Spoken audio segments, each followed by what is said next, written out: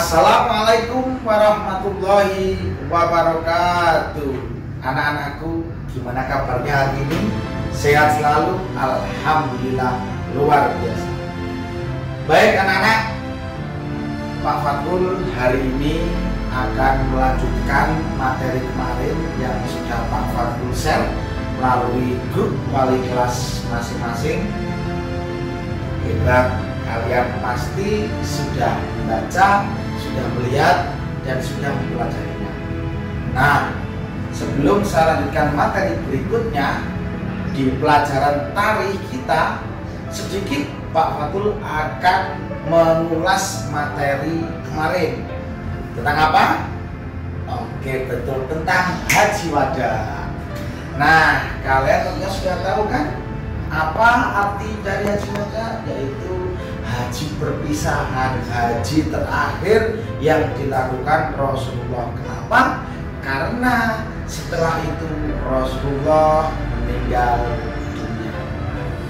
Oke anak-anak, materi berikutnya adalah masih di bab 6, yaitu tentang kembali ke haribaan ilahi. Maksudnya apa? Yaitu Rasulullah telah tiba untuk meninggalkan dunia dan dipanggil oleh Allah Sang Pencipta. Anak-anakku yang solih dan solihah, ada beberapa rasa yang dirasakan oleh Rasulullah ketika mau meninggal dunia. Hal ini merupakan sebuah pesan yang disampaikan ke para sahabat. Di antaranya yang pertama, yaitu beliau iktikaf di masjid selama 20 hari.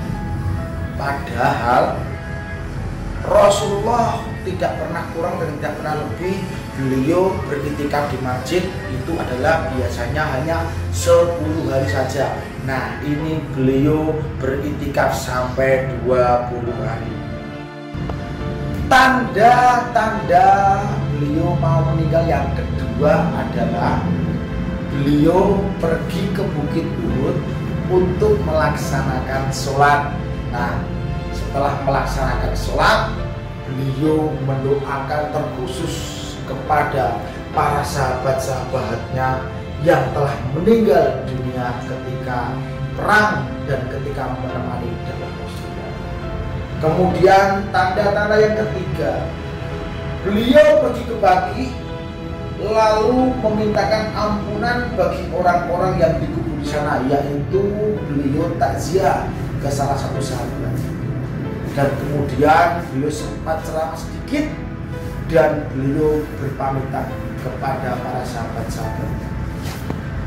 Nah, anak-anakku, tibalah Pak Fatul akan menyampaikan detik-detik di mana Rasulullah mulai sering sakit, yaitu awal mula beliau sakit ketika beliau pulang dari takziah ke salah satu sahabat beliau. Tiba-tiba beliau merasakan sakit panas.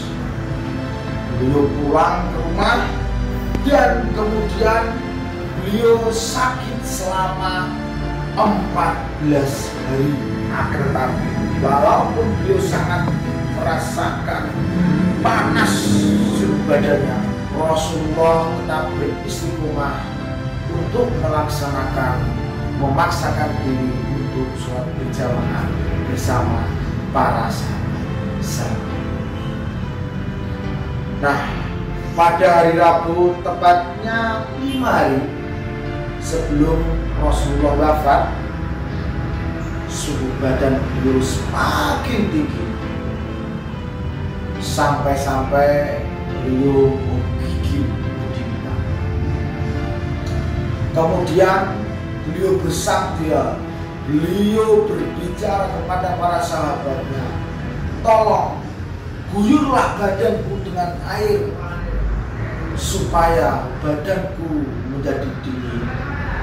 Setelah itu beliau pergi ke masjid dengan suhu badan yang sangat tinggi, tetap memaksakan diri untuk berjamaah dengan para sahabat. Kemudian setelah beliau mengimami sholat berjamaah dengan para sahabat,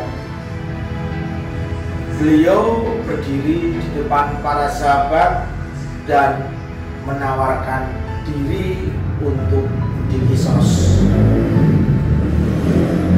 Seraya bersabda, barang siapa punggungnya yang pernah kupukul, maka inilah punggungku. Silakan balaslah diriku.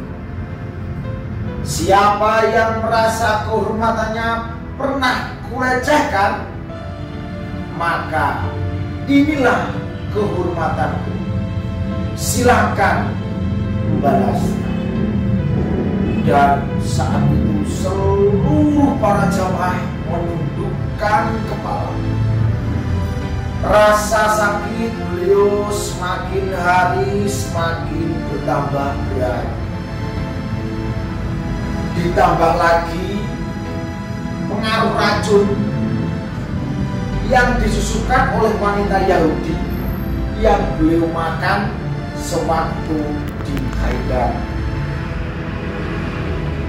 Nah, anak-anakku yang soleh-solehah, Pak Fatul akan melanjutkan, yaitu detik-detik meninggalnya Rasulullah. Anak-anakku yang soleh-solehah, tibalah detik-detik di mana saat Rasulullah meninggal. Istri beliau Aisyah yang merawat beliau menaruh kepala Rasulullah di atas pangkuan Aisyah. Aisyah masih sempat mendengar sabda beliau pada saat detik-detik Rasulullah meninggal,